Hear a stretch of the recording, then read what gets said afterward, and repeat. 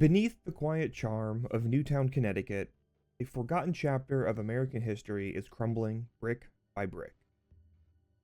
This is Fairfield Hills State Hospital. Once a beacon of hope for mental health care, now a decaying symbol of pain, controversy, and mystery.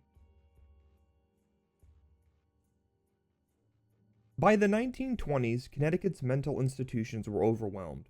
Overcrowding, poor conditions, and limited staff plagued facilities like Norwich and Connecticut Valley hospitals.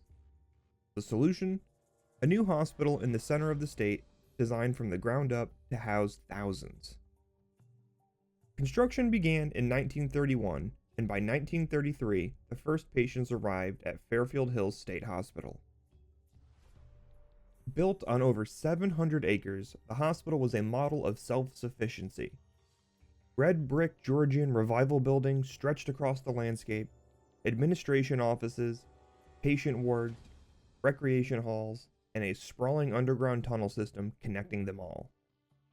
This wasn't just a hospital. It was a town within a town, with its own power plant, farm, laundry, and even fire department.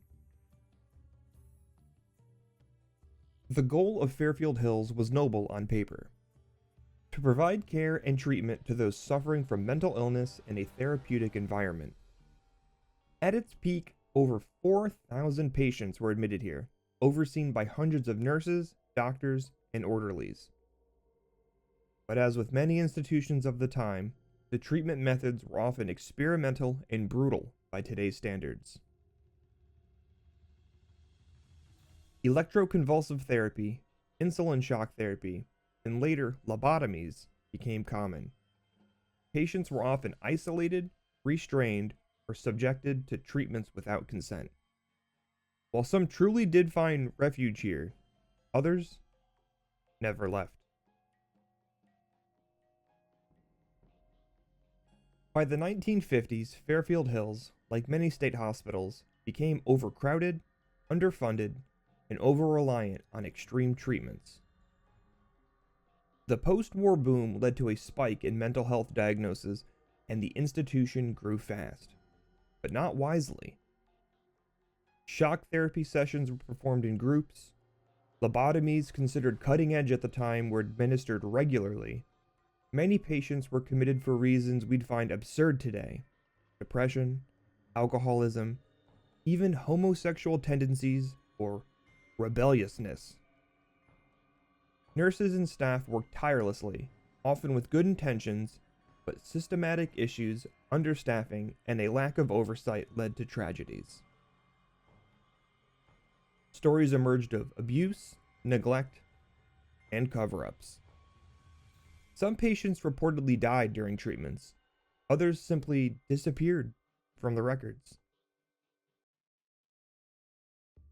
The 1970s ushered in a wave of mental health reform across the United States.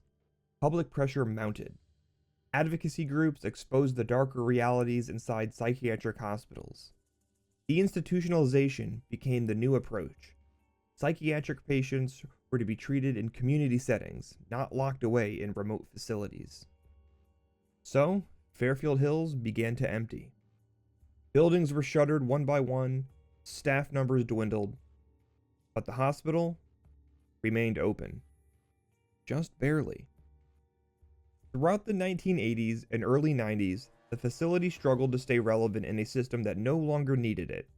Costs were high, the public was skeptical, and the stories of haunting, both figurative and literal, only grew louder. In 1995, Fairfield Hills officially closed its doors. Some patients were transferred to other facilities, others were sent into outpatient programs, and many, particularly long-term residents, struggled to adjust to a world outside the asylum walls.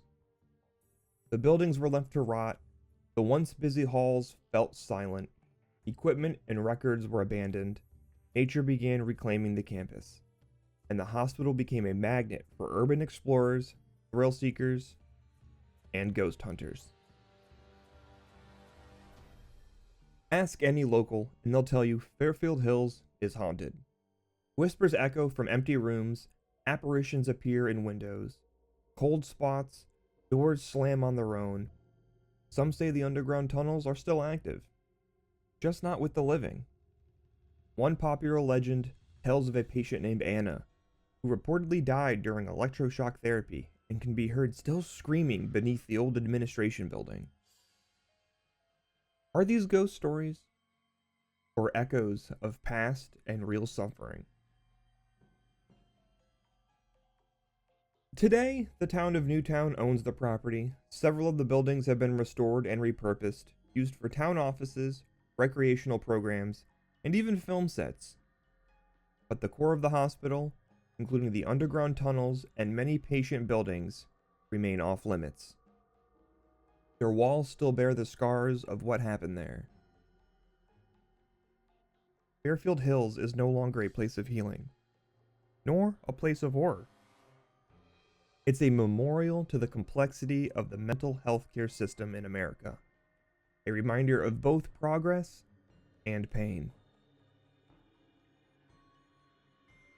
The story of Fairfield Hills is not just about ghosts or haunted halls.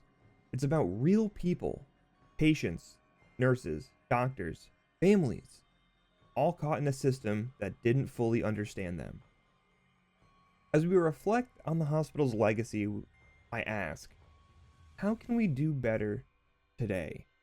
How can we treat mental health with the compassion and dignity it deserves? Fairfield Hills may be silent now, but its story still speaks volumes.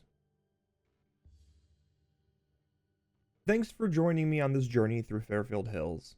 If you found this video thought-provoking, give it a like, leave a comment, and subscribe for more investigations into forgotten places, hidden history, and occasionally, some hauntings. Have you ever visited Fairfield Hills? Would you go explore those tunnels if given a chance? Let me know below. Until next time, stay curious.